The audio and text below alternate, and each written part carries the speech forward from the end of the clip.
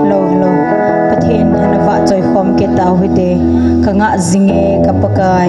ading thai chen na ding huite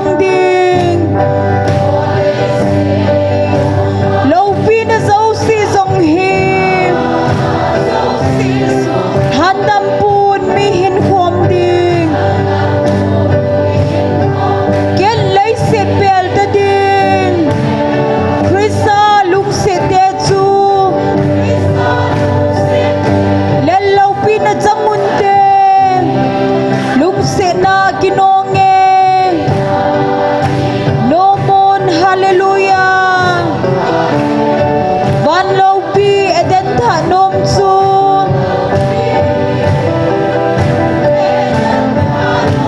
lung don lâu na gam nom chu o iti le hung hung tangem na tun so lel na gam em nom hoi ta chu ka nga zinge ka pakai lấy gen thầy thim sing noya nei hul nau salem kopi o cái man ka ngai tới lấy sit gen thầy na le thim noya hen leng zong le lung sit na ai hol pau chu ken ka ngai bang lâu ding van lâu pi eden tha nom chu lung do lâu na gam nom chu o iti le hung hung tangem na tun so lel na gam em nom hoi ta chu hung nai sin ai han dam pu lấy sin na gala ha de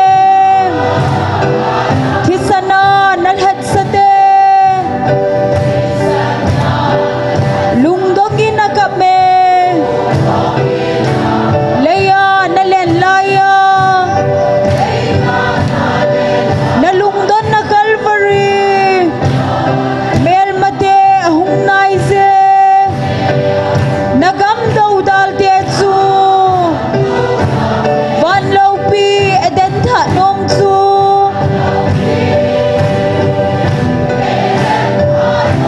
lung don lâu na gam nom chu o iti le hung hung tangem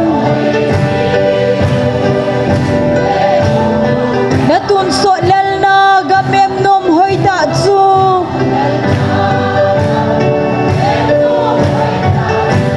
o hoi kuam ham han dam pu sai on hang gala mona set sop henga milung set kadiva na law na chon set hen na gulpi na tun sot wang khuleveng hadam cha na lim noya no ma ale nau chu van lâu pi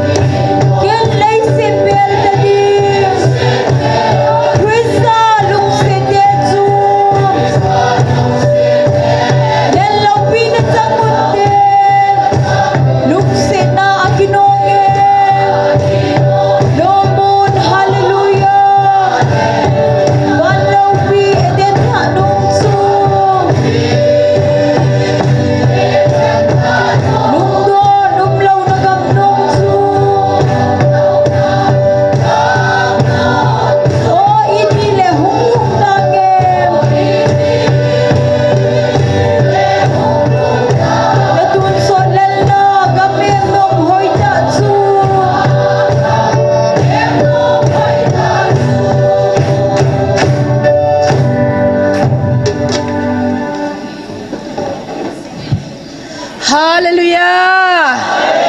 อาเมนอันอมจีนลมลมไม่อปะกายวาจอยไลเสาฮีวานมีเตตัวสะคมดานายกิเกลเตงเลยเสียนายลำเฮโลคอมเมนปะเทนักวาจอยจีนอันอมเฮเซงจีตัวนี้ฮีกุมขัดอินหุนนาดิว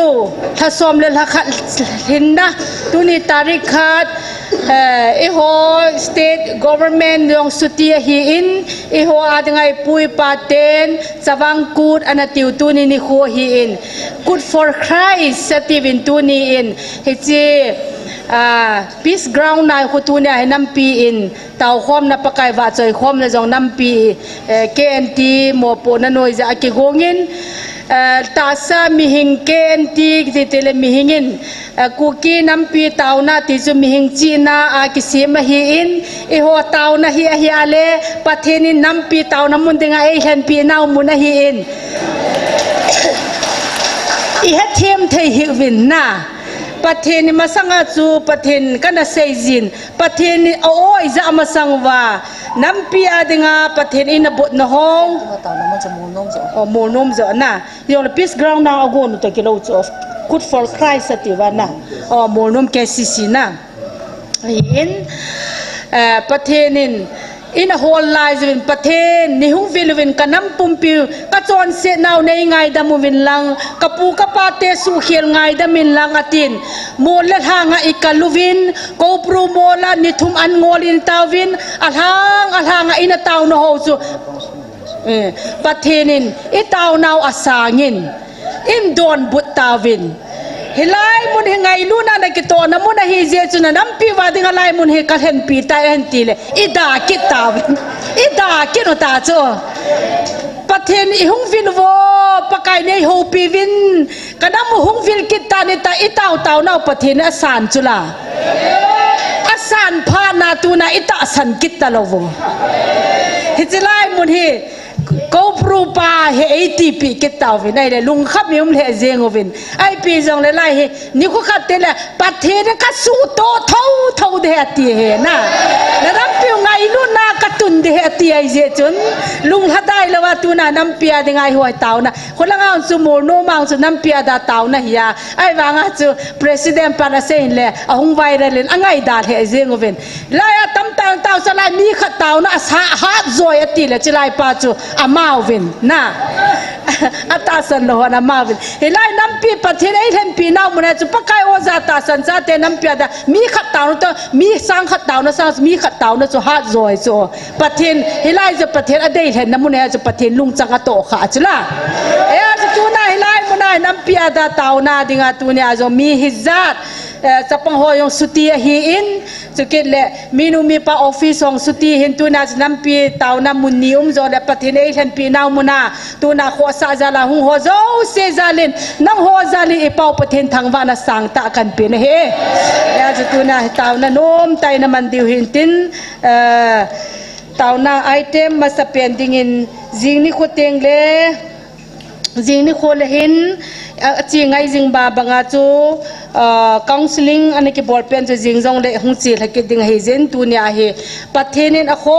sa pen chu kin nang ho gal ka sa pi ai tan nangin ke ho ke gal chu no na sa jing diu he ti chu lagaw mang thai ho hu do loi vin ti bo ve pathene tu pi sa ye e chu jing le lai lagaw mang thai tam ta hu do ma lungmong lo ten lungmo na hinna nei lo ten hinna ki pa na nei lo ten ki pa na lungmo na di ta nei thai naw jing ni kho so thai ni nga counselor pa hidihin chukila ke thu pi ho ding hin azaw ding ho zo se yong lor hin ta am the dinga tu nya pathini nga TAONA ina man kop diu hi intin chukile soma khat tu ni hi ke pa ta chu TAONA ngai cha ahung hi in ke pa the jengin idam mu hitan tin ngai cha na yong chu ni se a hi in tu la hi zan hi chanchun au min tu ni in TAONA ngai cha mi pi langa ko na am lo jin pathini thangwa ve pathenin pathe ei bu naw khat a hi na song chu nampi ngai lu na khan khom na dinga mai cham dangka jani LK haukip dereduna hichi nampi ikilung khat thein diwa ama om sunga dinga ni se ama pathin to kitip na kha jong hi intin ni se na ma jale nampi adinga kilung khat dang lu theijin patheri thangwa ve เคจุกิเลตูนี่นี่โคจงฮีน้องโหนาเตาติงเลยตินเตาจิวัมแกก็เตาปะกายตูนี่กะหงนาวไม่โคขัดเจ้าหงกะฮิวินน้ำเปียงาฟรอนไลน์นากาลสานาหงกะฮิวินตูนากะเตานาวฮิไมเคิลวันตินท่านาในเทนดิ่งก็ละวันนังมาหงทานกะติจีเฮตูนาไมเคิลฮอนท่าในตูนายเตานาวไมเคิลฮอนท่านาในวะประเทศลุงไทยนะฮีอาประเทศนี้ไม่ว่ากิปานไอ้ก็ไปทุนนาวนี่คัวฮีเทนดิ่งเตาในมันเดียวฮีน้ำปีกิลุงขัดน้ำปีลุงให้นี่คัวฮีเทนดิ่งจงตูนี่คนละงานน้ำปีเตานาจะประเทศนี้ลำไก่หัวลุงสุงานานโตเทนดิ่งจงเตานั้นก็มุเตสิจุตัวdengan tahu nama sepena dengan tin ibon savin kita tu yang na sewitin tu akan pun ho jauh sia dengan tahu na ina mandingu tahu saya ni so pasal lam cain so makan kita ho to mai sam saya na hindi dinte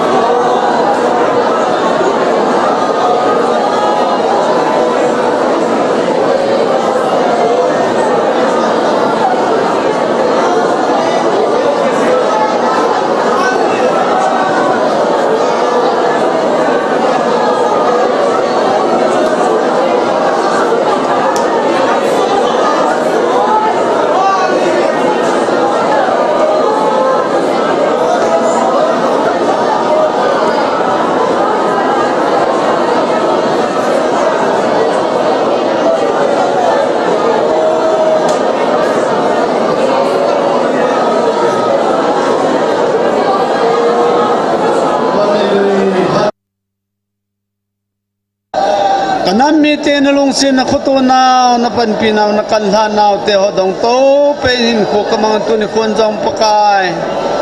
nang malung sir ki tu pinazalin tu ni kon jong mi te za che khop te na lai di nei ko ya mun zo se hin pakai kanam mi te zo sin ku thi ni dang lain Zule sato khan thei ja thom tan namang chawin pakai nang madelo bang tain hin ko namang jong leo tu kum nge hin good for Christ ti in ang min vovin pakai hetabang chun pakai nang man muntina man naw hin tao khom na man naw hin nang man lagawin umpi in lang nang man pakai tao khom zo se tu sei la sa te o zo nang man mang cha in lang nalagaw hal na lagi pa na kanay tay na diw kanam mi te ho zo si katon si naw lakbo si naw ho hi he a nang ma hing kabel tay na diw zong katawin duni hong zo sin zong pakay tu say la sa ho kaw ngay laki diw ahin nang man pakay chikisay kisa ho hi ase sa ding ho zong nang man mang cha in lang ngay ding te a ding a zong lagaw lang hal na lagi pa na chang din zong phát thầy này bố điên dòng có tao kia này này riêng này khô dòng là pakai ô counseling te ho hung ki ball ki ding ahin china speaker di ho nang man mang cha in lang camper ding ho nang man mang cha in lang pakai pen than na di ta nei thei na di zo ama ho zo sa ding dong ka tao pe ki no nahi tu ni kho chan ge hin pakai na cha te thum na tao nei san pe wa tu ni hung kal sun ho zo si zong kadam mo naw ka san naw kalung don naw kavei si na ho zo si dam na le sel na nei pi wa ki pathanom tak ka hung kal sun na vin ki le thei ki nge din kamau nei pui ding ki demin ka taw ki nin hop som ho nge zong tu ni chan ge pi jing thei nom na lain amu naw ko non pi jingin nang ma zara pakai se ho zo se na lengam khan to ma chal na ai thei na ding le nang ma lo pi nei thei na ding en cho zo se nang man phat thei bu a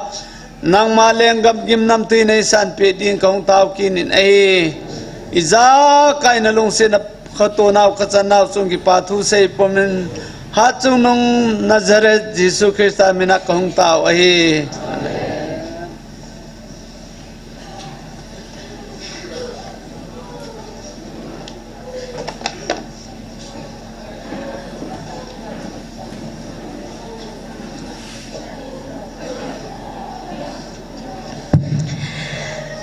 ki paumin to he program diu hin simlang kate Bible sang ai simpi diu nunga neupi la sading pa akai nu chinlam district headquarter golhang zamlun mang nu he chin tu ni la ma ho se sen lai sa pi diu tauna item tu nia tauna ilam kai diu pa George in tu nia tauna ilam kai diu hi chichu tu nai ke mancha na diu hi intin jingle tu nia sanga tam zo i hung na divin nu ni nei to ke to nu phe phe le jing la ka sa diu cha ange la tha be kha ka sa diu ya jing le tu nya sa hong lo ho hong ki sei pi la jing la tam ta hong bo jing la pa kai wa choi form deu la yo nge ta tai sa diu he na chi chu kan phun ma sa he yo le phung lo bia phung hong lo um kha leo jing phung le ki hong ta dinga na ti lo na di wa kan phun ma sa he aki si nom lo na dewa kan se he tu hin golhang zamlun mangin shooting a boarding hizin president pa lasim tu na amang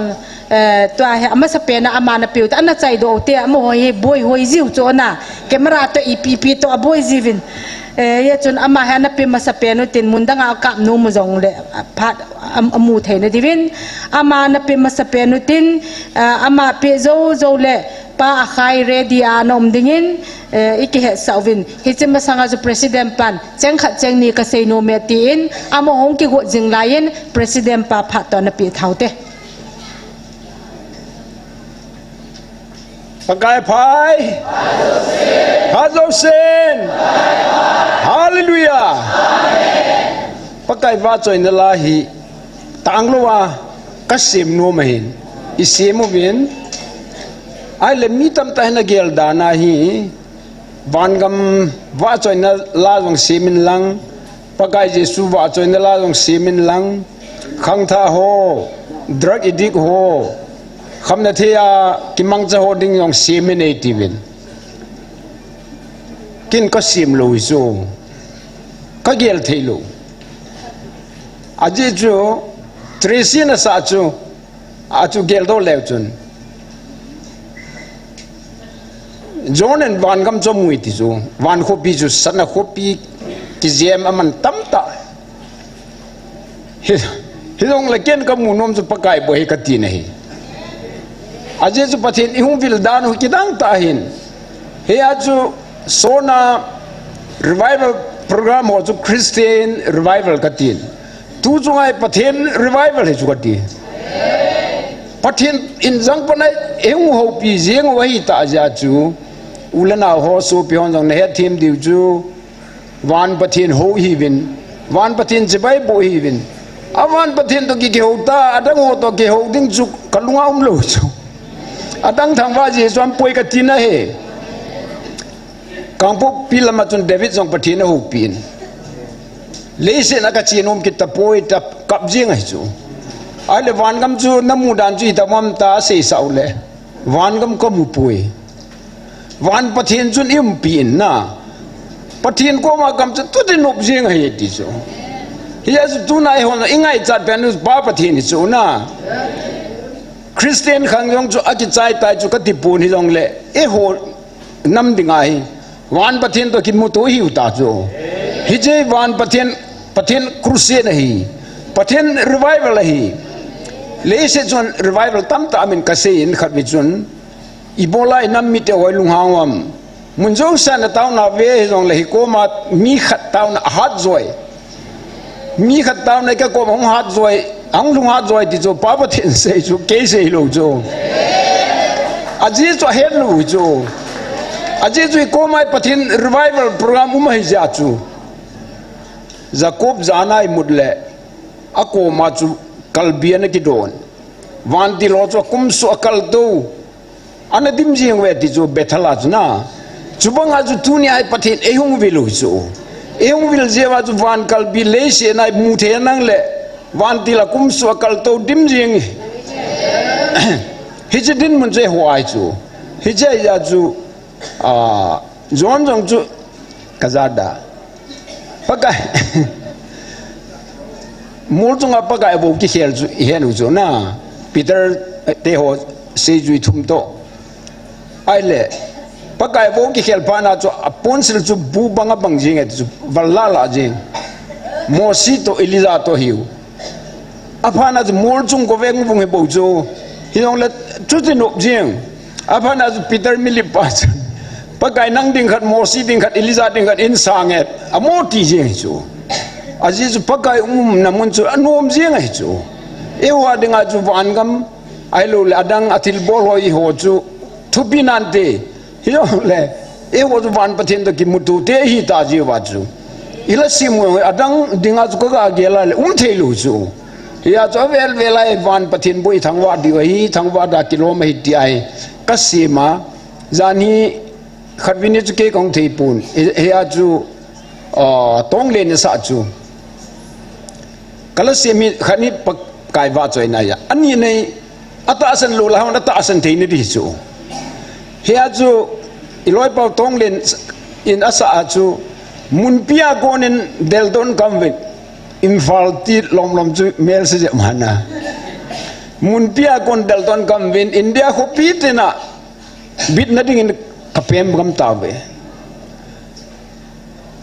heji ju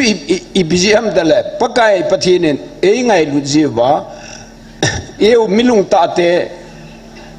ako ma ilun theina ri waju ngala bol chu e su ki janwa ama kom buildinga e bol chu chuti ai je jon abang relief camp nong akam kam ta ve hilong le je pakai pathin e ko na wai hung loyun kati cho chuta bonga chu kala simi khania le pakai wa choina anni chen ne le atasan lu lai ho galjam ho atasan lu lai ho nan tasan loi ne diu hi ja hi he che ni het him pim ti chu ama sa ka se no mai henge mang hong to artist pan la hong santin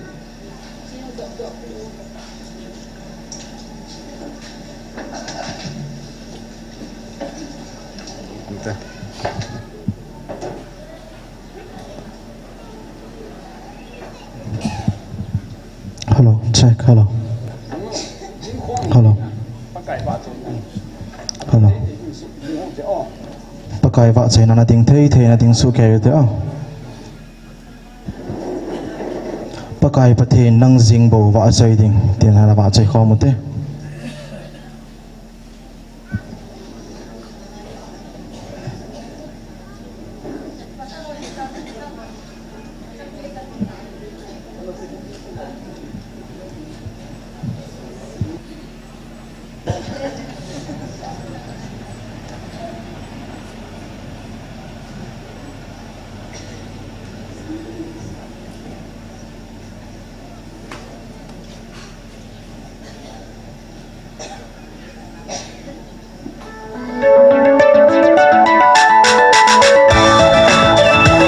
Đừng thấy thì đừng cho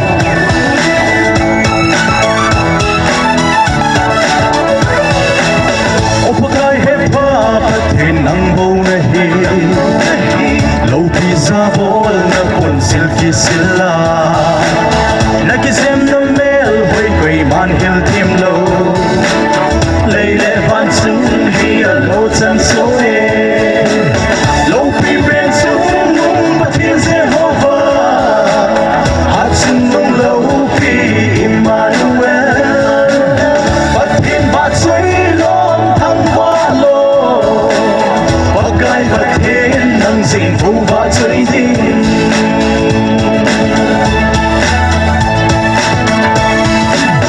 o pakai pathin na min kat thang pa e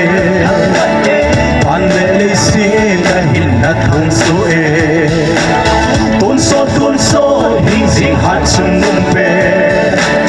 ba chơi na sang pen ka hin pe yu pe lo pi pen sun pathin se hova hat sun nung lo pi Emmanuel pathin ba chui long thang hoa lo pakai pathin nang zin phu ba chui ding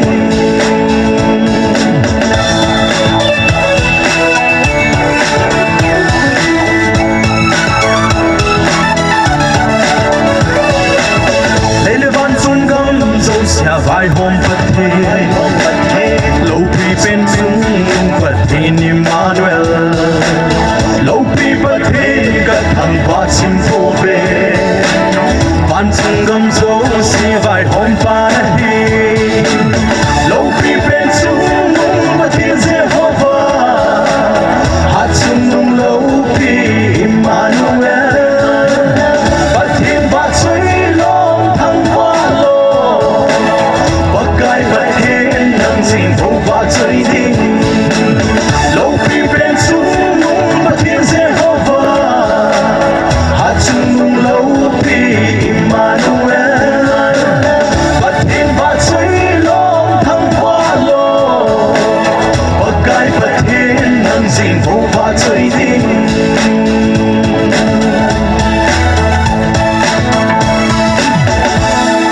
lâu pina pathin sang tahan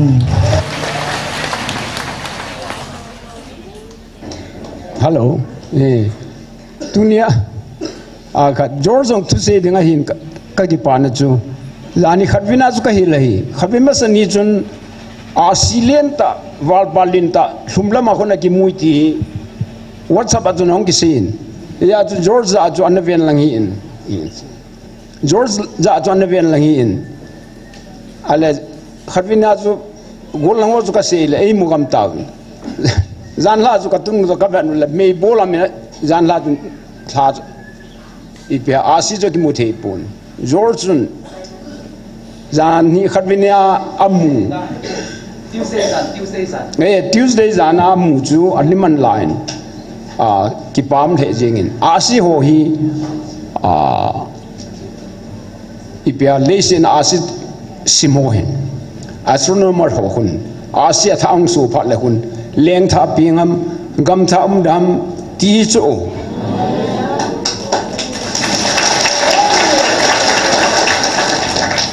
ya zama sa ka confirm sa ajing kin ang so kinin an mutin pathen ka thang wan aje chu paka yesu pena asis thim ho jong chun asis zo muwa chi pa na chu anoi zu chu paka yesu ping de zo mon het lu chu amo pathen ho hi lu chu hiong le je thil ki tangai tai ta zu wa paka yesu juda te leng pa ping de ti an ki se sa chu a he nu wa si wa chi be ka pu hin ya chu tua chu sona banga chu uman nang le thei da wang wa chu wan til gil ho ki dong thei ya na gabriel chu do thei dam ai pi dong le e ho adinga thil ki dang kha da su e ti chu ka sei do no me ka ki pai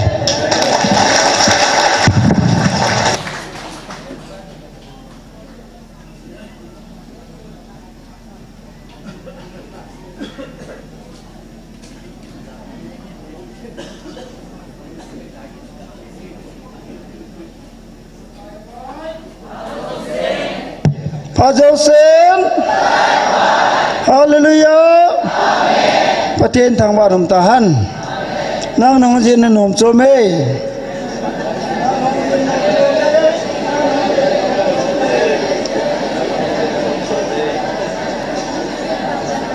e ho yo se hung je vin na nom chome, obong la nambol zakhat som ni lagit. Gal samun satan gal ahung nai tai ti chen sang ka te oi pu mang boin gui tarim pe pi le phante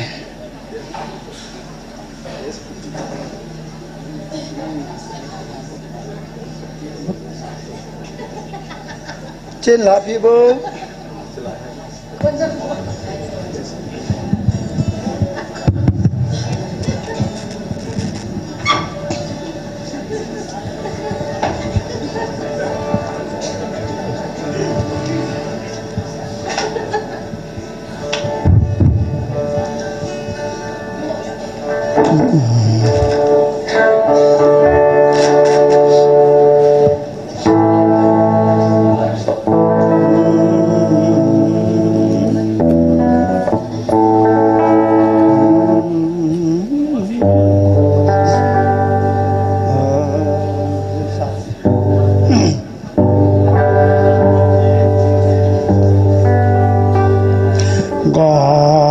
Samon satan gal ahung nai tai Krista dim pon la dam sangon gal van ki vanon ding da che ovin o tu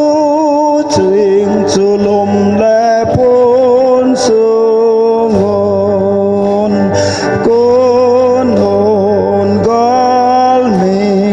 loi ki sem ton lang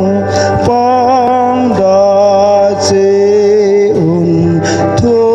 hi van ta lon malam na vin ho sanatin avun Krista galam kai pi pen ahe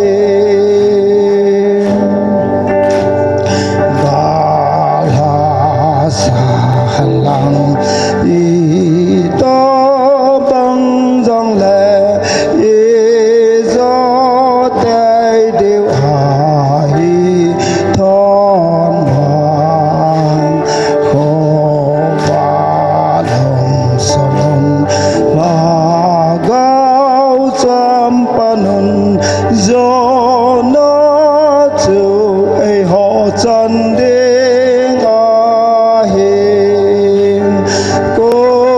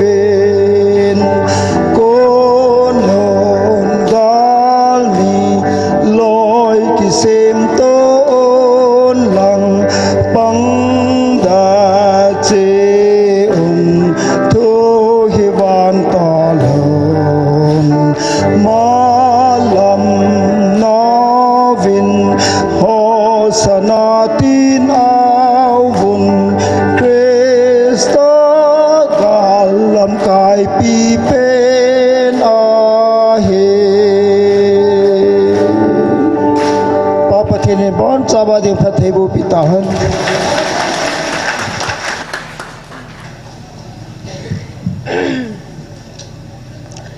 ki pau me gol hang zam lun mang pa akhaya kunin wa choi nela in ngai hlavin tu hin aban na chalutin nunga neupi in bible chang in simintin ama hin simzo zo le nu chin lam le nu he chin ama te ni ki zom dingin kan ko ki ne tu nunga neupi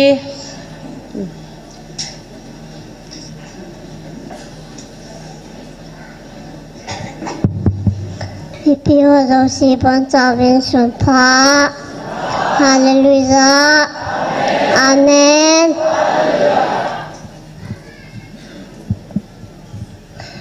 Exodus bon samlanga chang samnila ko.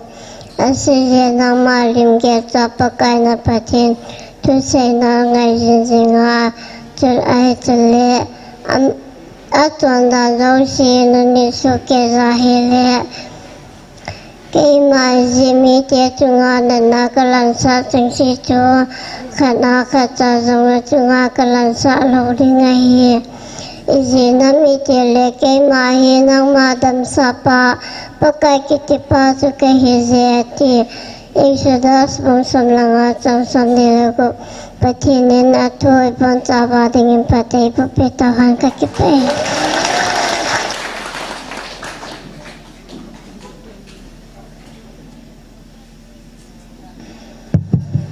Hallelujah. Pathin thang vào man lang chawang good for Christ kitin tunin e ho awang lai hin ni sia good for Christ jing jing hin na no e ho ai ni phom chom lo hin ano men ka ki pa in pathin ni wa choi ting ule ita sa le si nam wa nga hi ilung thim le la ga hu chung lama na ji ta ki he ji ta le hu yum nan pathian ang sungan na hizin kaki pa in ke yong halo ta hiyong leng pathian wa choi la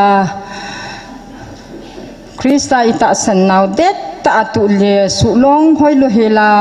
Jesu Krista nong izui naw tu det jing dingin ta san det ta su leng hoi hello helen pangu hiti ti la chu in sakit ning kati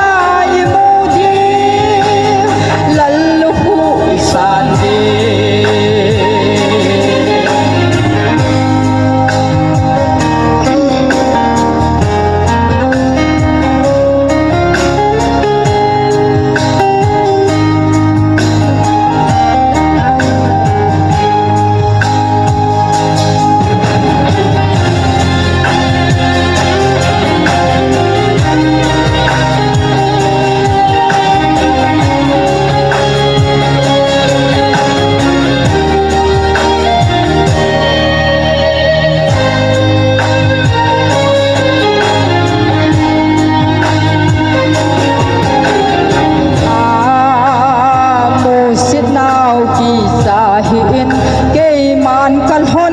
pina ki cha hiền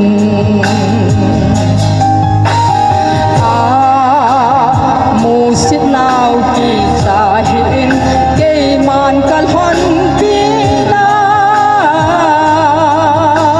ki cha hiền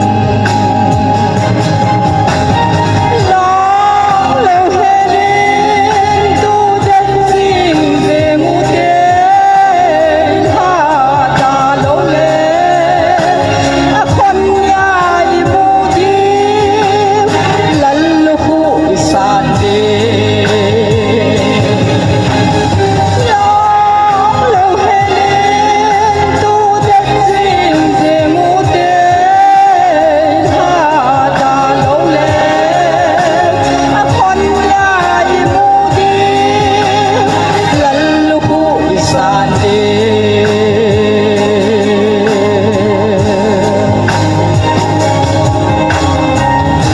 Hallelujah ประเทศทางวันของใคร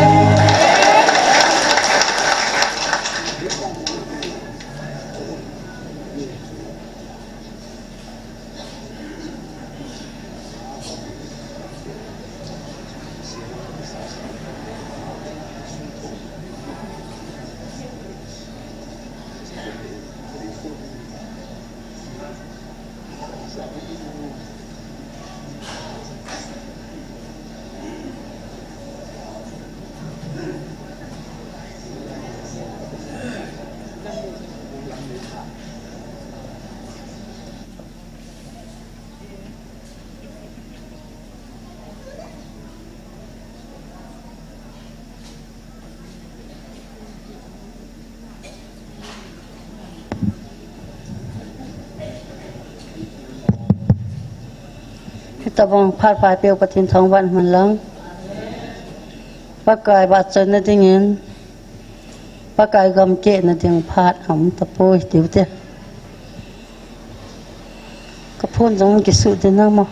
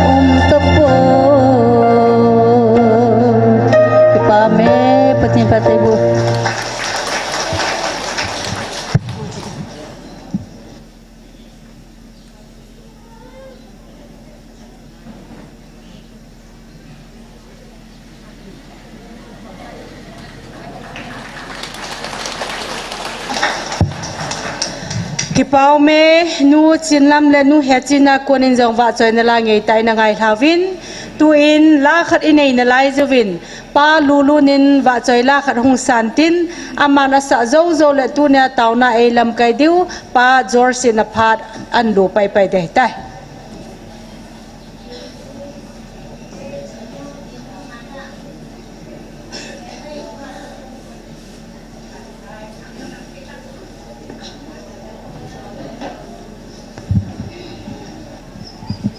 Hello, hello. Amasan hitabang phatpai mu sakin wa pathian thangwan masahan lang. Niau zong hi amun dang dang apan na atam wangen. Celaya dengan niau hi apan na umlo tabang ka hi an tu jing ka su kan niau ja chu kanu niam hin ei na mu lo ei tan ahung lo ei hi sa hi in. An lien lang chu ei mu ding a hi in. Kana niau kha ja chu ina mu lo ja chu aman zong ông lâu ấy xã hiên ka hung hi in ja cho ama ko ma zong ka sen aman zong ngai lu na nei tin kan ko di ni ai tin ki pam ka sa na ma chungin pathian min ki pa thu ga phongin pathian wa choi la in ngai la diu la kan sa do nom choi le zo la hi puin isopio zo ho pa wa kan sa de he aje chui ho lam ka he koi ma pau ki he to lo impovin hoi ta regular tai tho the lo thu bon ala tong chu ke samo de lo ke jong he mi zo pau jong mi zo pa wang ka sa the gang the pawang ka sa the zo pa ang ka sa the hin pathian en talent te e pe dan khan jong ka gelen pathian kom jong ke pa thu ka phongin pathian wa choi la pathian lo pi na dingin ka sung pi na hi o ka hun dam pa ti la cha pathian wa choi lan sang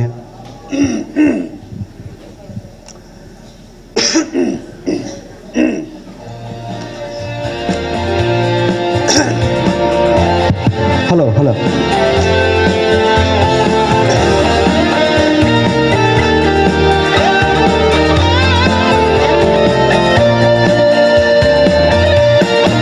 Songpi na hi o kahundam pa kamuan na hi hingbel pa na hi Songpi na hi hingbegin hingumpi ang maakay sintangin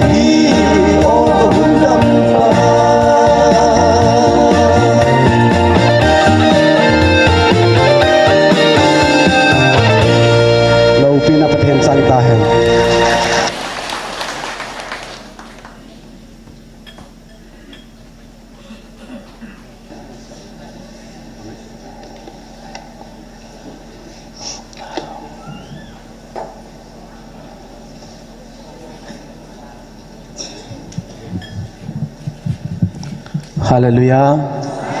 Hallelujah. Hallelujah. Mangpan tu pina tanghen lan. Kipa huayam kasa lam kaite de isana katang na tunga masapen mangpan tu pina tanghen tu nêu khát càng gen denga tu tung hi tu puan jong hewa tu puan hi nakipa na diu hi kot kha umahita chia. Hallelujah. In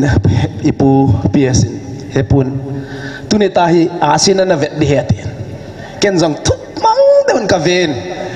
tu mang deun ka ven mi khat to ka payon ka ken le khat pan zo ka pai pi zwan ng hesin akitang leen vidong kalan limjong kalan hepu chu ka thot som le WhatsApp number na hilau ke number ni pen aku peda hi tuni hin ka thotin akidangen pathian hin mail chi nang pe hi. Hallelujah. Ikipa naw jong nai ta mo tu puan in jong again hi zen mang pan tu pina tang hen ahilla tunion kalungtang na jong kang gen nga ka kipa na jong kang gen dinga tutung hi Diwali i theiwa mo ngai dam sorry Diwali theiwa Diwali hi Asia jong gen da ning ahin kalungtang na makhat hi US hi White House hi Diwali amango TAONA office of President akitel chiang wa White House sunga thumna to panaveva ai wanga Diwali mga veva tutung kalungtang na ai zong ki huchi hi program khat isai changa nok goli sai changa TAONA ke pan atop lama zu kham to ki an kham to ki ti ki di ki bang cha ai wanga amun ki bang lo ani na kalungtang na khat hiang ani na hi bang chi chile igam sunga en kit tale hoi ido en le inam sunga he til tampi kamua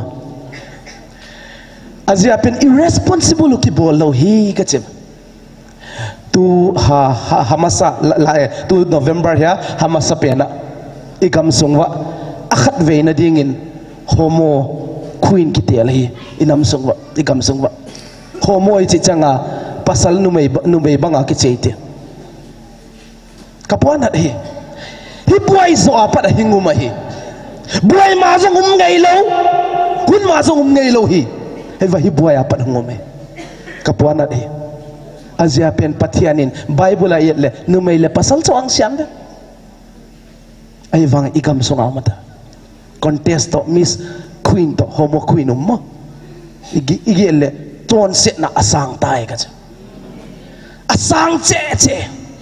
uchang hiteng ta sang lo te zong det deu mei ei zong ki pang deu mei adet le det ki dau hi mei athua mo ahin tuniun patianin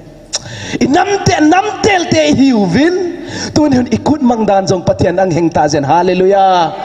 Mang pa thu pina tang hen nidangin wang an kham to ama ki hello to kate kare ilamu to ibang khadu to zubeli do buto mo tunun wang bible idom tazen. Hallelujah. Mang pa chu padinumen tuni honin kasutup thau din na hiwchin ihun man dan teu zong hi mang pa nang heng lamdang sa tazen. Hallelujah. Mang pa chu padinumen kipa huaim hello tuni honin etle i program man dan so pathian lo pina dinga ki manta nidanga minister te MLA te ahilo le vai hom te alupia ki koi tunwang hepa hingjing hat chong nung pathian alupia koi ta zen mang pa chu phatinum hen ka ki pa hi pathianin athu chiam hi dam lam ngai uchangin adem te so ata che ma ging talo che ho che ei te apang te ki pang che ahi wangin zani Gabriel tupuanin evangelist ponang gen na kalungtang khoi khama khan gen ning ahin nang ho ka jong hichi ata lole ahem ho chunga pulhla nalai jing ding na hiuve e ho ka jong ahem le ata ken ka thumin pa hepa nang bang chi bolding wang ka hesi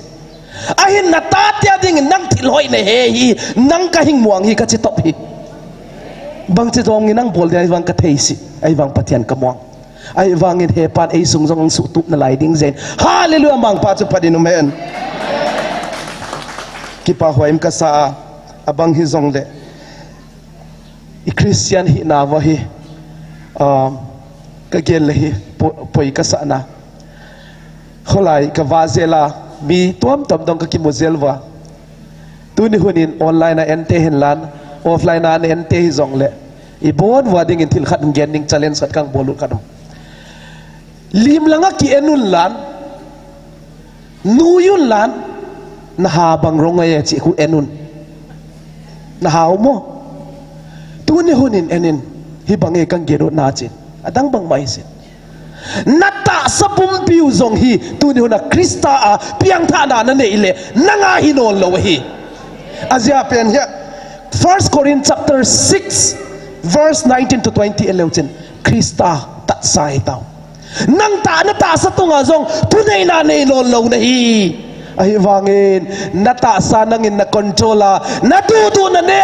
na dai dai na bol na lai le tu ne hona hi nata na piang tha na hi kiet chian hona hi ta na hi na identity na hain ke na ve ka siang thau chi ngai lo na nui changa po na ve ki til ki da hoi me Christian adiang ki da hoi me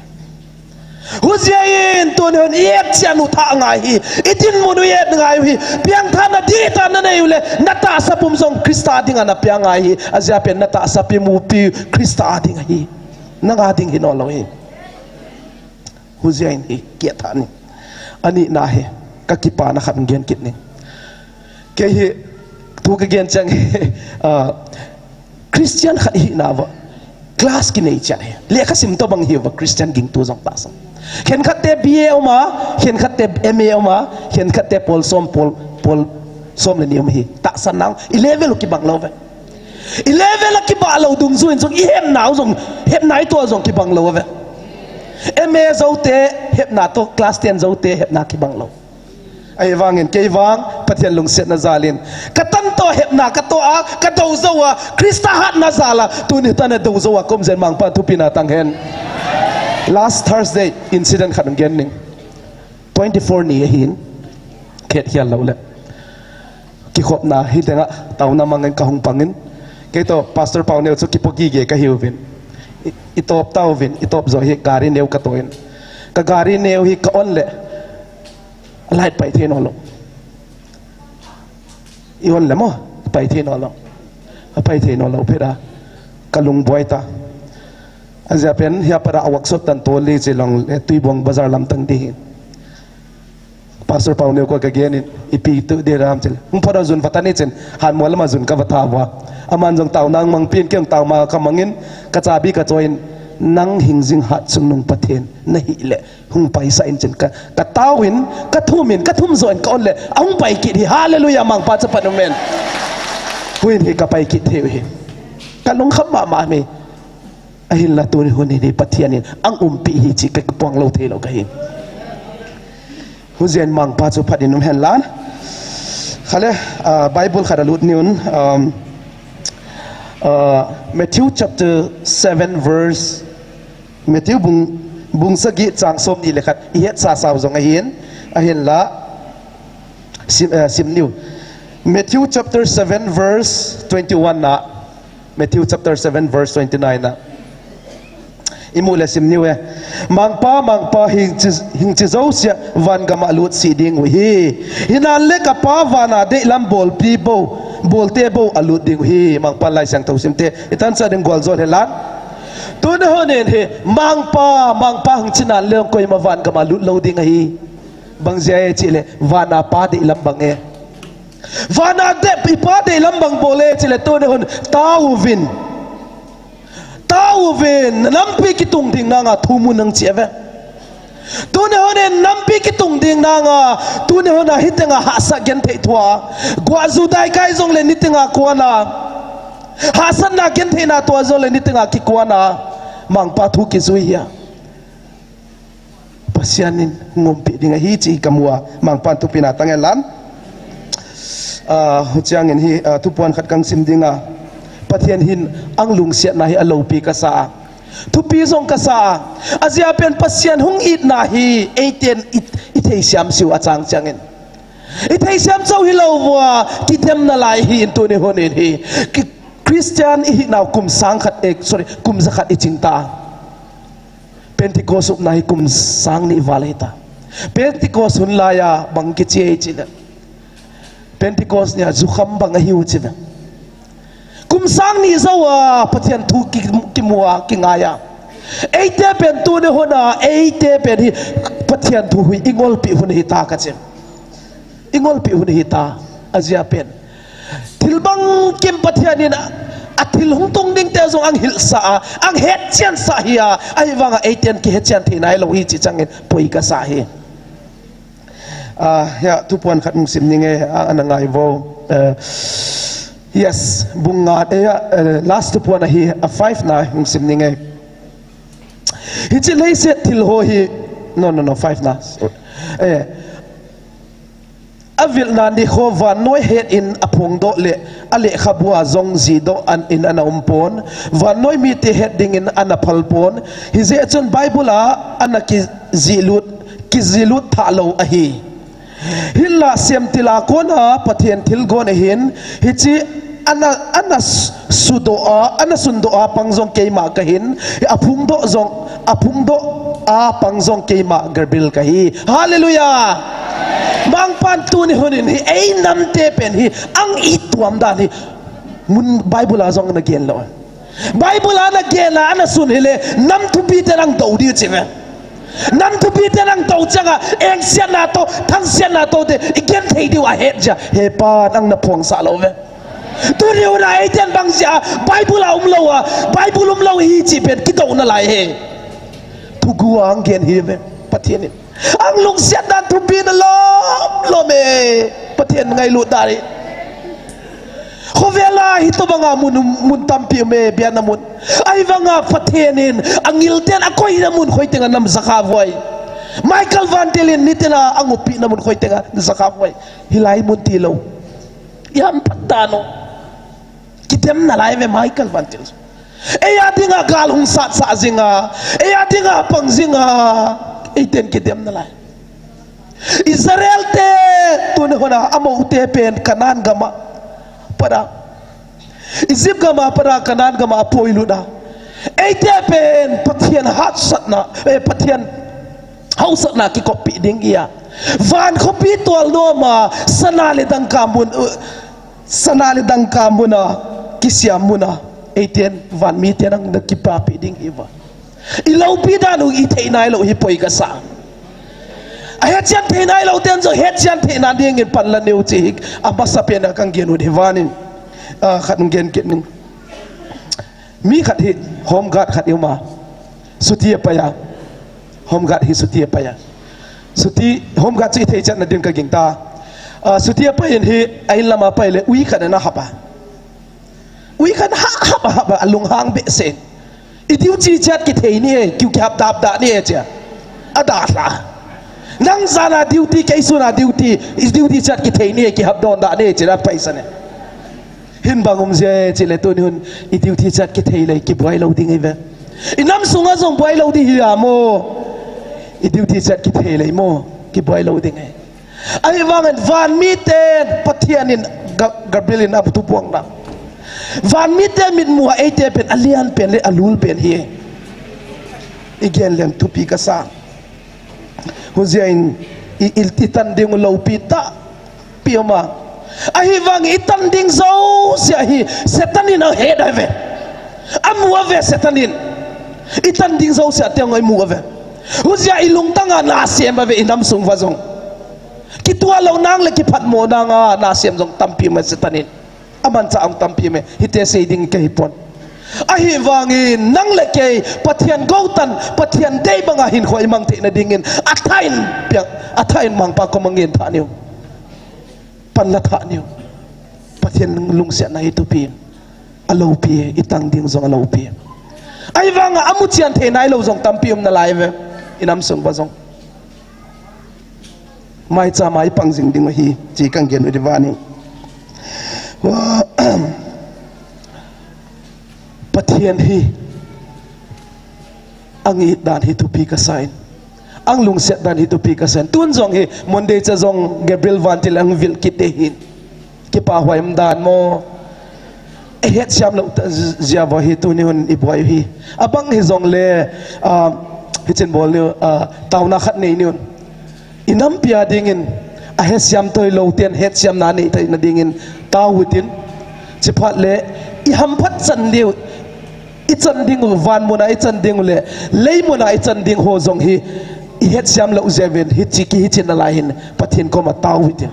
pan pi na ngien niu i bon nun taw niun taw chai na he pu pi sin hung nei sa le hoi vai tu ni lem chang bangin pathin ko ma pan pi na ngien niu Epa, Hong Long Song Mo.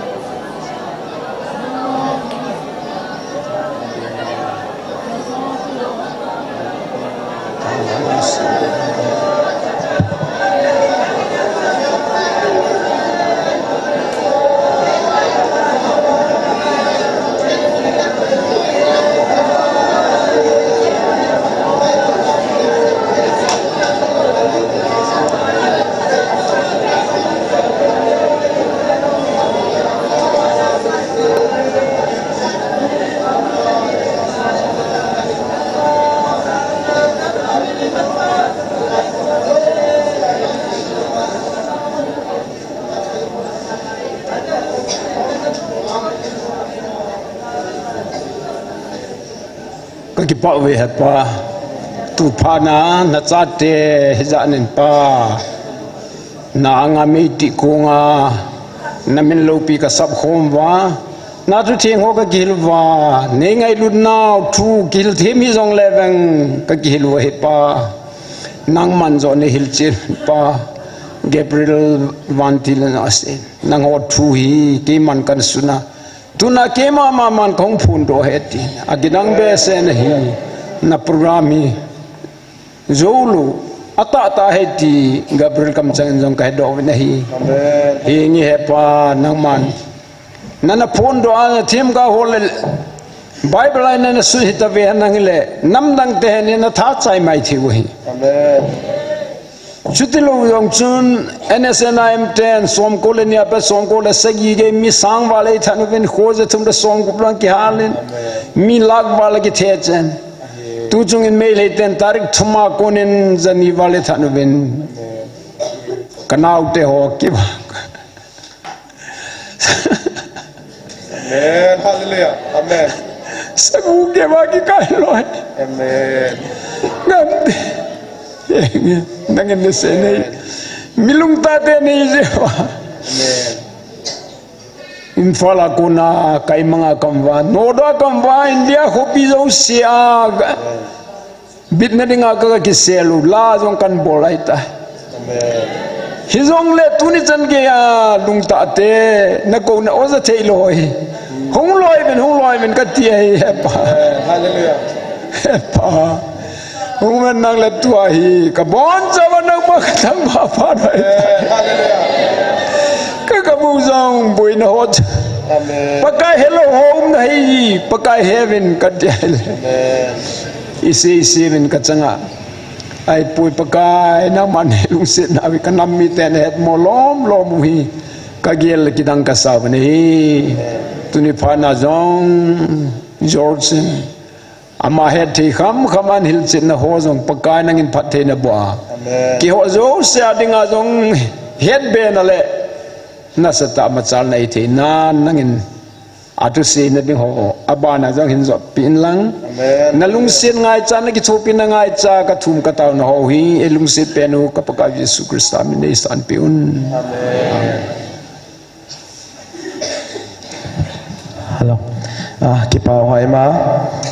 first ama sa pianin TAONA nei cha ani na hi dun niwin ani na hi tudi le tuta tung tanga hi Bible context ane khat kang genoda tuponin jong again tain ngai lut le tuta a ki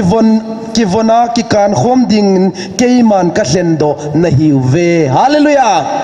ngai lut le tuta a ki von dinga pathinin ang tel to ma hi ahin Bible context a nin tuti le tuta en new Bible reference ay Genesis bung thum chang khara pat 24 a evet le simdo ndia niun avi le gul hi en leut gulin av hemba avi koma theiga zo se na ne the hi mo che hi eva hi lai muna khat ne the lo de che nande ngi niu na siding chi hi thupia hin pathiana para eva evin bangene gulin bangene nelawe na nande ule namit wading hi che patwen tu pen tu tahin na neni ni siding na hi che bangzia siding a chile hakaw lama ton sot hin na siding a chi tu tahi ai wanga tu di pe na hi le siloading midwading setan pan na pen tu di patien tu sei pe tu ta huzian tu tahi si nam hi tu tahi kipal po nam hi chi mua ani na en kit le hi Genesis bung som le sagi chang som le nga para som le kwa Sarah le Abraham tung tanga pathianin tuta an again ta na nei ding ha go nanga para nam lian pita ka hing siam de che tuta hiya ai wangin Sarah in bang again ei kei upata ka hi chen tuta tudi again ei mingel la zong biological la zong enle kum som kwa kitan kei pen si kang ta ka hin ta zong nei theno loading ka pasal la upata kum zakhat hita a again le thudi hi ai wanga pathian ni nakitep na tuta pen tan nei ding che tuna tan nei ding che hin ai wa sara in ging talo tu dia pa hu pe den he apasal koma keila ta nei thelo ding pathian in ang promise la khat wangin hizong le iswano hagar pen pol me lan mo ta nei pen chin isamiel hung piang e sara dinga kap na hi ta hi ta nei pen hi ama dinga hi pathian tu pe azui lo zia a pathian tu pe atang tung nai lo pen anga zo lo zia hi ama dinga ka na swai aswanun hi apinu simota abuai waim nakhatsu sara in decision ala khial ja billa den hum piang ame billa den hum piang ave abuai waim nakhat huzia decision ila khial le da billa den hum piang te mo to bangkhat huzia ka gen wo chu dang bang mai sin pathian tu pe na nga zo win lan tu de na ki kan le tu ni hud ama adam ka na swallow ding he ai wanga tu ta apai jai boy na tang ta hi khan then job bung ni chang kwa le chang so ma en kit le job tung tang hai job hi how sign he dun atan chin hen gen non da nin gen the atua patep na thua en azin bange nang jok sin lan da pathian zo ho setan che ai wangin job in bange gen azi gen pen thu di eve aya changa lung seta hi changa athwa gimna ai wang zopin bang ken pathiana ko na hi thil hoi zongi muding thil sia zongi muding athu hu pathiana para hi hallelujah mang ba chu phadinom hand tonen pasiana ki gem te ben po thil hoi zo sia ki muding hi loi thil sia zongi muding gen theina zongi thwa ding hasan na zongi thwa ding ai wanga thwa zo na mang pan peding ai ani na hi ali na hi samson tung tangen ki le judge leng te bung som le li 1 to 4 1 to 3 ele judge samson himit hat a hin amit hat chi zong hewa a secret hi asama hi chi zong hewa a hi wangin anule paen Philistine te pen na melma te pen zia na dei lo ding cheve ai wanga dilaila pen ka de hi cheve inata true love ina ta na it khazia tu ta na it khazia ama dinga sina to ai wange pathianin a purpose banga again na samna tal lo dinga cheve ai wa it na ta zia alu khapna ada di do lo zia athu gu zong again hita tu dia na kikan tu ta na kikan no lo tu dia na kan ta zia ama dinga sina tung ta hi samson tung ta nga yen le uchangen hi leng sol tung tangen kit new Bible reference in 1 Samuel chapter 13 verse 14 Samuel thot khat bung som le thum chang som le lia en kit new leng sol he Samuel in thau nu hin oil mo thau nu hin pathen atung hilau hin mi pi ten ade imana atung ai wanga pathen pi ave sol pen hina lezong pathian tu pi azui lo zia aleng gam hi na ki chai la instant ni khatnang gen ning 1 Samuel bungsom langa changsom apat som ni le thumi le ami melekte galna vasat ding wa ami teng na wathat ding wa agabang man khoi hing lo diwa che tu pi a hi tu ta ai wanga avasat wa gala zauta wa aleng pa na sanu ang pui ve bujanga ki thoi na dinga bong tele gan hing hoi ta tang pui hu pen tu dia pa ye aman dia sa na pa ai wanga tu ta pen adi pen na pathian tu pi azui lo zia pathianin ada la huzia uhilawa ki mai cham abol la zo hi siam pu Samuel ngamal lo anga man lo zia aleng hi na be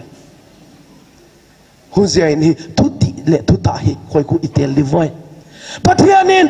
tuta ale ngai lu na ki kan ding ang ko him kai ka die ka tu pia zo sia die kai tu se ya die kai pola die ati ngen ta gai pai sia wa tu ni na ina mu boi hi talo pol hi zat ki mi talo tu di ai pai sia wa pol khada para group sunga para group sangat mpeng do tu di a ki kan khom tu ta ki pang non lo ai wang he pan tu ni honen ai te pen tu ta le ngai lu na ki kan khom dinga a hing ko zen hallelujah hat chung nong pathian ni pa wi thang vau ve chang in hi i boy naw khat hi khat ngen ning mi khat hi zinei di ki sa hen to ka vale chowin alewin atoka hi sang zepin tol dep ma in hu phet in hi azinei ding na hi atoka hi sang de hi chang hi anu le anaw nu na hen me atoka pen asang hu in hi anu le anaw nu pen ki ho to lawin an tan cha un gyap din atan ahun gyap di wa ani wa na tanu le azinei de pan atteng le frak sara ka umta ha pen hinolo frak ka umta frak pen ma ha pen hinolo frak pen umta in azidei ni nga buai tai him bangai ka geno chile ilunggel zau zau ga adi ngen tang a hoi ngen tang hi ai va ki ho kho mu lei buai lo ding ki ingai to na zau zau ki bangai i purpose zong ki bang i bible to yong ki bang ai wanga ki ho kwa to thelo zia communication gap up zia ateng de pan teng the non lo ki buai gop tai hu zia in ai te zong pathianin athupia te izuiwa itan chek pai wa ahin khat le khat iki ho to zong apoi mo nium zele e ma di da na nai pai lo dio chi kan ken uri vanin azia pen mila christian khat hi na wa mila iding na ding chang zong hi tu di a na dingai tu ta na dangai tu ta na dingai ule na ngen tang hi zong le ding ket bun ka cheve mi ten hung sim mo in mi ten hung nui san zong le na ngen tang hi zong le dingin azia pen johan bung get chang som thum le nia tu ta in ang swata sa ding hi hallelujah tu ta in ang swata sa ding hi azia pen tu ni honin o na di tat na le na hoi na pen mi maya gen thei si vechin lalpa na he mang pan he mi te mit buin na hoi lo na le na hoi na zong gen thei si chai ayin pathian ni hilung tang zo sa he izakai he huziain athain pan la thau chi kang gen u devanin atop na dingin atop na dingin dalam deu changin oi zapu thong len la khat sa sa inchen sa zo changin tauna khat ne nyon na ne zo changin ke hun hung bei di hin Gabriel tupon bung som le gup na chung wa thil se bol dinga ki gon zo se ki suzum dinga hiuve aze chu hat chung nong pathen nang ho chunga kitep na akoi jing adang te chunga akoi poi hallelujah itung wa koi ma thil hoi lo hian lan thil sia hian lan hung bol ding hi zong le ki mol phau sa ding ai hoziain kipa ma mia pathian ni nang ban pi lan a top chang khat kasimut na laya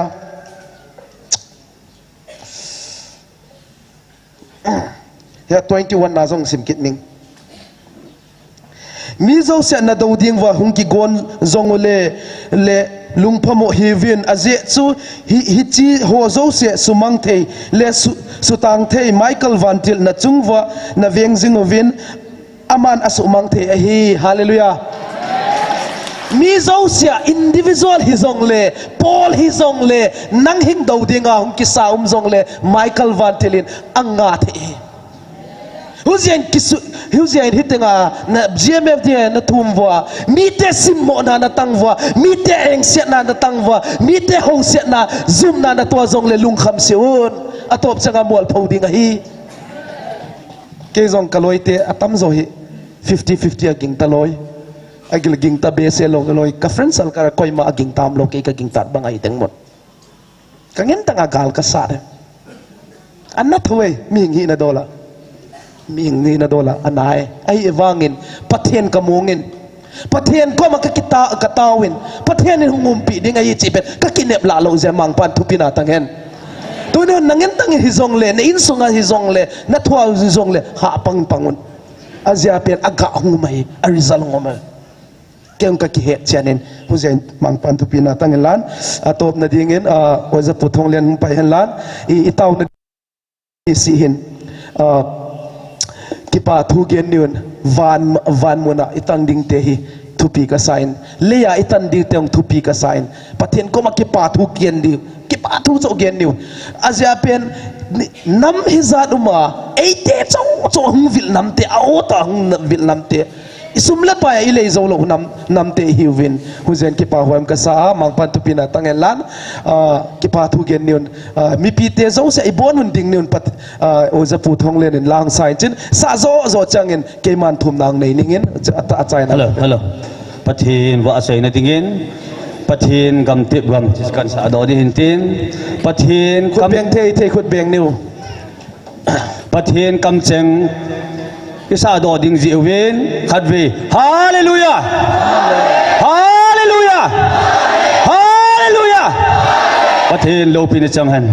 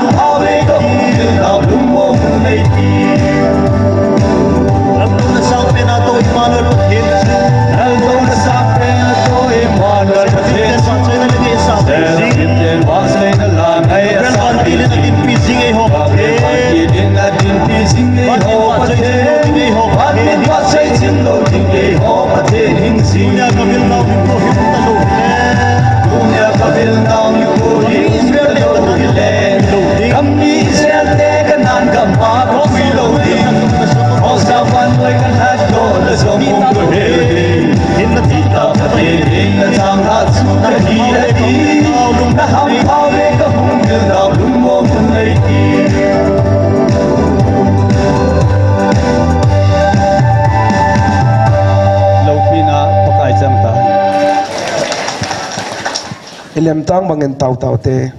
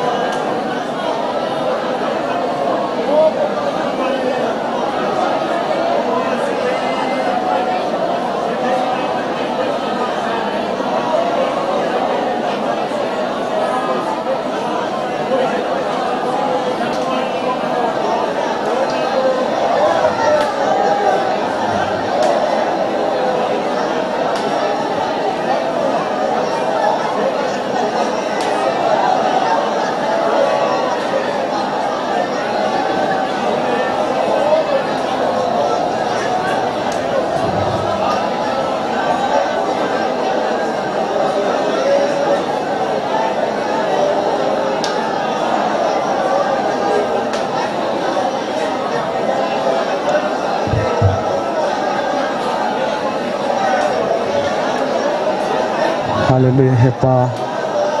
kakipahi nakungan wam thu ka hingtun hipa nangin natate kuki zotate na hikbang hilgay siya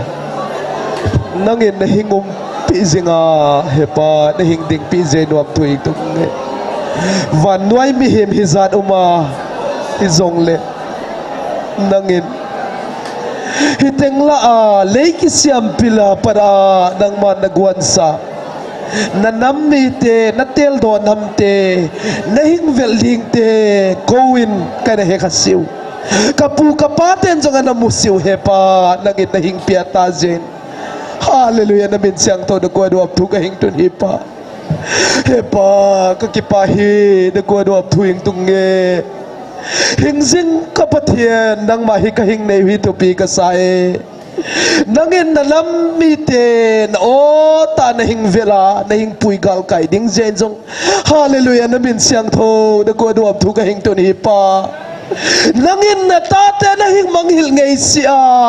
na hing umpi zinga nangin na o na hing vel zinga nang man na hing su tu masang sia na hing dala lo ding zen na ko duap thu ka hing ton hi pa to ne honin katante wi thu pi e lo pi e pa lấy xe đào cái chân đi qua nhà van không biết tua luôn mà trong cái chân đi theo cái chẳng in hallelujah na mình chẳng tôi nói tôi van không biết tua luôn mà cái puza có phát thấy đã cái chân đi ra rồi nó qua nói tôi cái tôi đi hepa câu hỏi mình lấy cái chít mình và tăng đi hilang tăng ta trong hi siêu nghe câu sang à hoi rồi lệ chín rồi lệ apil rồi lệ asiam rồi lệ ao rồi trong tampi me pa ahin la aching low pen a low pen nangin na hing tel jen hallelujah na min siang thong na ko duap tu kai to ni pa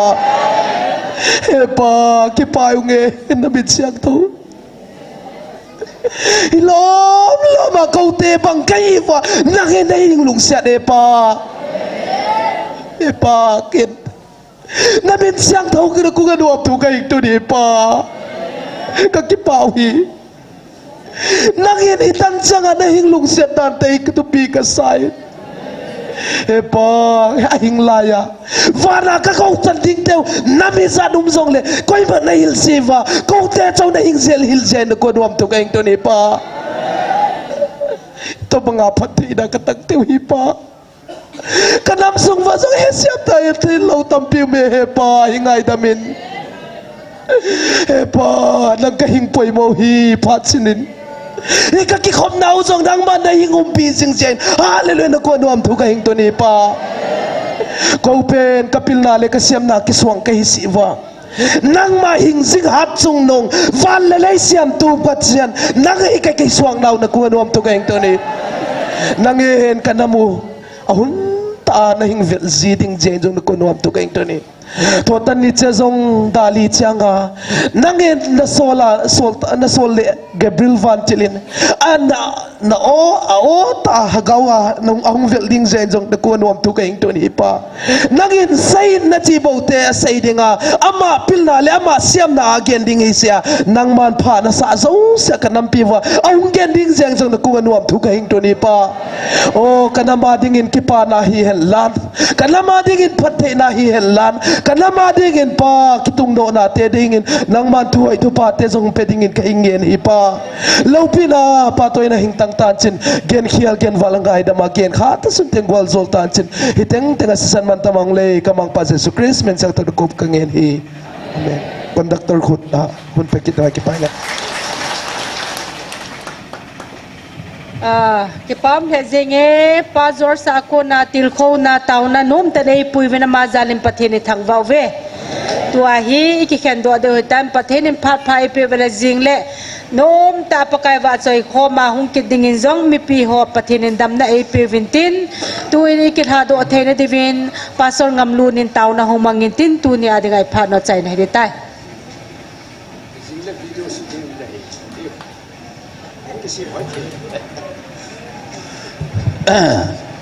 tu pia sa kon jingle shooting de hin hung ki sim hoi vin ti thu khat no mel hung ki gong cheu hetin ki khen na ding en taw na hin nei kate ka ki pa ve pakai na men lo pi thang vai num jing ta hen na phat na ho ka ngai tun pakai itabang lo ma he bonga nei gel kho het em he pa มีเฮมินก็ไงตูนเอาอีมาเฮโลปะกายตูนี่นี่ขวาจงกำยินมอลงนาดิวเละนาตูนสอดกำกันทุนเต้นาดิงวะในเกลเขาว่าในทุปีหาวจุดที่อากาศนาวตลอดนี่ก็กิมันสานาวสุงะกสุเขียวละกบอลเขียวอมเละปะกายลุงเสียในไงดมุนกบอลข้าหอกเสกข้าหาวโจเสอาเกขมเสียงเละกันนำปุ่มปีวาดิงะลอลินละพัดเทจันนันนังมันวางในบุปิจะดีเป็นของตาวนี่ฮิจันในปุยลุงนาวตลอดนี่ยิงนี่โคจงเละสางาหอยจอละพะจอละนมโจอาพัดมันตามตากมันเทนดีเป็นกับขปีหาวะหินกมิมัลวะหินนังมันในวบจะดีเป็นนักคนอัปกายเจสุมินของกิลานุได้